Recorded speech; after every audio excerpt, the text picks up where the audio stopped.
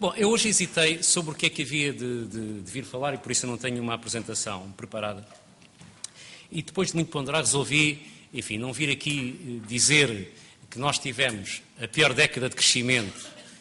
desde 1912-21, isto é, para encontrarmos uma década pior do que aquela que acabámos por viver, temos que recuar a 1912-21, com toda a confusão da Primeira República e a Primeira Guerra Mundial pelo caminho. Não vos venho também referir que temos um nível de endividamento externo sobre cuja sustentabilidade eu já tenho muitas dúvidas, porque quando metade daquilo que pedimos emprestado anualmente é para pagar juros, ou seja, estamos a capitalizar a dívida, eu não vejo forma desta situação poder ser invertida e receio que já esteja numa espiral de difícil sustentabilidade, embora muitos continuem a insistir que isso não é um problema. Também não vos venho aqui referir que quando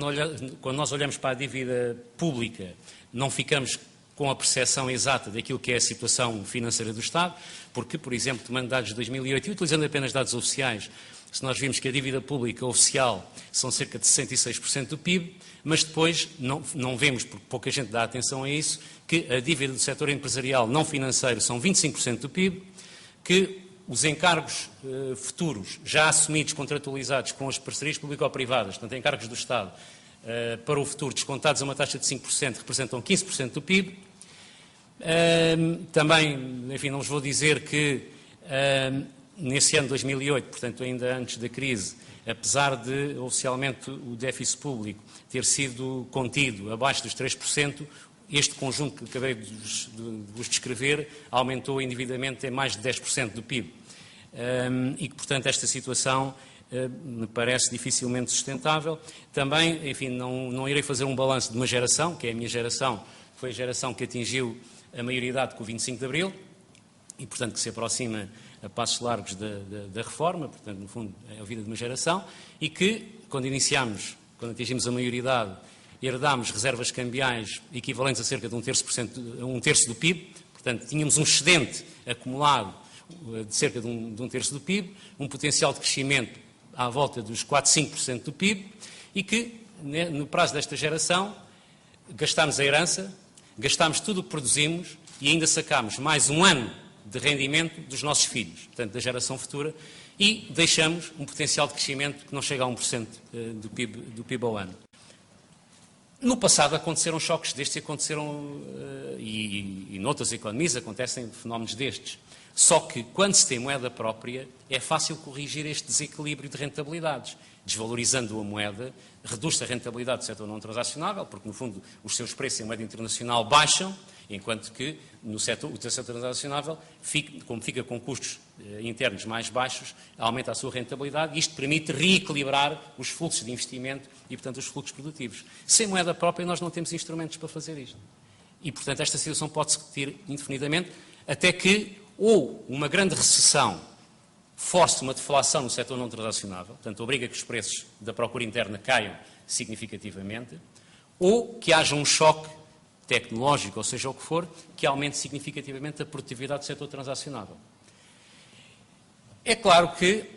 o Estado poderia ter aqui um papel no sentido, precisamente, de criar incentivos que favorecessem a canalização para o setor transacionável e favorecessem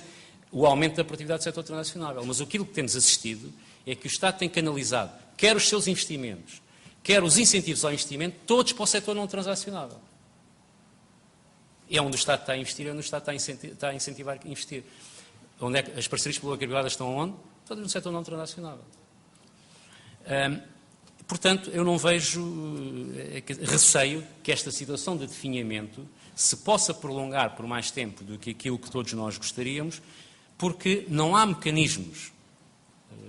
internos de reconfiguração do sistema, de reequilíbrio do sistema, nem há instrumentos de fácil aplicação. Uma das coisas que seria essencial, mas isso já vimos que não vai acontecer, era parar os comportamentos que agravam a situação, e nomeadamente parar os investimentos que não geram aumento da capacidade produtiva, que não geram aumento da capacidade exportadora, mas que consomem recursos financeiros que vão aumentar os encargos futuros, mas não criam os mecanismos para pagar esse endividamento futuro. Portanto, essa seria, enfim, uma das vias, porque, como sabem, em qualquer doença, uma das primeiras formas de lidar com a doença é parar os comportamentos que originaram ou que agravam a doença, independentemente de depois se conseguir descobrir a cura ou não, mas, no mínimo, há que parar o agravamento da doença. Enfim, portanto, como digo, não tenho saída para isto, embora tenha a esperança de que os mais novos possam ser a chave disso, porque é importante que as gerações mais novas tenham consciência da herança que vão receber. E, portanto, que procurem atalhar o agravamento dessa herança tão cedo quanto possível. As gerações mais velhas, aquela que pertence, já não têm incentivo para mudar a situação, porque são beneficiárias líquidas da situação. Foram beneficiárias líquidas, aliás, como vos disse quando enunciei o balanço desta geração. Portanto, tem que ser, de facto, as gerações mais novas é que têm que tentar evitar este agravamento, o agravamento da sua herança e, sobretudo, tentar contrariar a exortação do antigo presidente americano, Herbert Hoover,